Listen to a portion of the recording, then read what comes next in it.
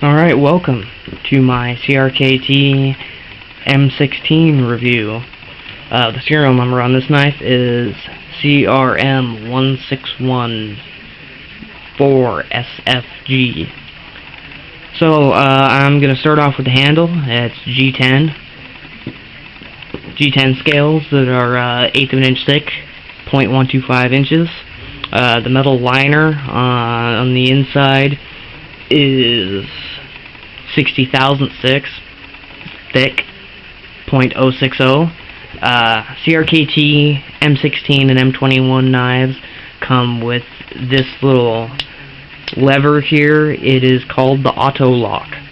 It's pretty cool. What it does is when it's in the neutral position, this is in the unlocked position, there is a little piece of metal here. It's really hard to see. Right at the tip of my thumb, you can just make it out. That stops the liner from being disengaged, and the knife won't go anywhere. So, if something happened and the liner failed, it couldn't. The only way liners fail is they slide off the bottom part of the blade, and it closes down on your hands, which really sucks. So, the auto locks is real handy. It takes some getting used to, I'll be honest, but after you do, it's nothing to close it. I don't even notice I'm using it anymore. I mean, you can always do it with one hand. What I do when it's open is push the liner or push the auto lock with your index finger, take your thumb, move the liner, push forward on the Carson flipper with the side of your index finger, pull down on this one with your thumb, and then just close it like that. So all at once here, I'll show you. Bam, bam, close. Takes a little bit longer to close, but it's obviously able to do with one hand. I'm holding one with the camera here, and bam, done. So, let's see here. The flippers act as a pretty good hilt. I mean, that's pretty rare on folding knives to actually have a true hilt. No matter what you do, unless you let go, your hands aren't slipping down onto the blade. I mean, I've never personally had that happen to me, but I hear it does. It's not assisted opening, but these flippers, I mean, that's so fast the camera doesn't catch it. And this is a pretty good camera, so I mean, boom, open like nothing. Alright, on the handle, see these 3 holes that are on either side? Those are for the pocket clip, which I removed because I don't use it on this particular knife, for 2 reasons. One, because I stick it in the front pouch of my camping knife, my big fixed blades. It goes in the front pouch on those, or if I'm going to carry it, I just stick it in my pocket. Another really cool thing about these flippers is if you carry it tip up in your pocket, and when you pull it out, all you have to do is snag this on the edge of your pocket, and when you pull it out, the knife flips open. So you don't have to pull it out and then open it. So if you really needed it in a hurry, that's all you got to do is, here, I'll show you. Bam, open. So, there you go. Alright, moving along to the blade. It is 8CR14 MOV with a 58-59 Rockwell hardness. Perfect, in my opinion, hardness. Holds a good edge. Won't wear out easily on you, and it's not very difficult to resharpen.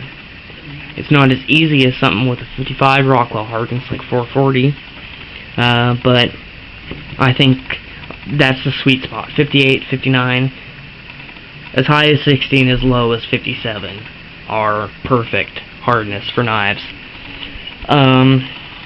Let's see here. Serrations. There's 1 1/4 inches of serrations, and they are the CRKT VEF serrations, so they're hooked back like shark's teeth. Serrations are pretty delicate, as I'm sure everybody knows. These actually aren't too hard to resharpen. You can't really do much about the tip, but if that edge here gets kind of dull, all you need is a sharpening steel. And since the way they're designed, all you got to do is tilt the knife, run it down the steel a couple times, bam, you're done. Let's see here. The blade thickness is 140 thousandths, 0.14 inches. The blade tip is 45 thousandths, so 0.045 inches thick. Kind of thick, really, for a pocket knife. But this is supposed to be a folding fixed blade, pretty much. That's why it has the hilt, and it's got this auto locks function on it. It comes with thumb studs that are really easy to use, but with the flippers, I don't see why you would. Just because it's so much easier and it's so much faster to use the flippers than to try to get the thumb stud. Because it's barely raised up above the G10 handle scales, and you got flippers. There's no need. Let's see here. Did I miss anything? Oh, it's just over ½ inch wide as well. And then it tapers down to thinner and thinner and thinner at the tip. It's kind of an odd shape for a Tonto blade, so because it's not straight or curved backwards like a sword. It's actually tipped down, but the tip is pretty much with the center line of the blade. And it's got a decent back cut. It could be a little bit shallower, but it's supposed to be a rough use knife, so they can't make it too delicate. Real big fan of these knives.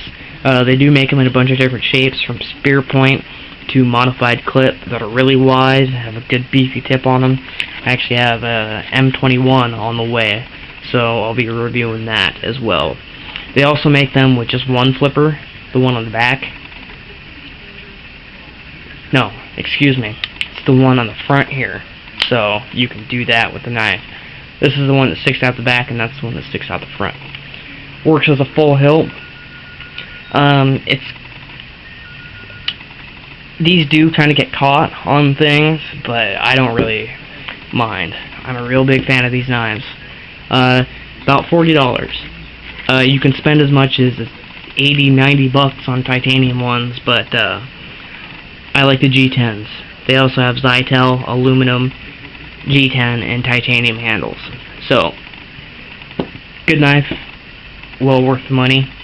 Any questions, post up a comment. I'll try to get back to you quickly. Thanks.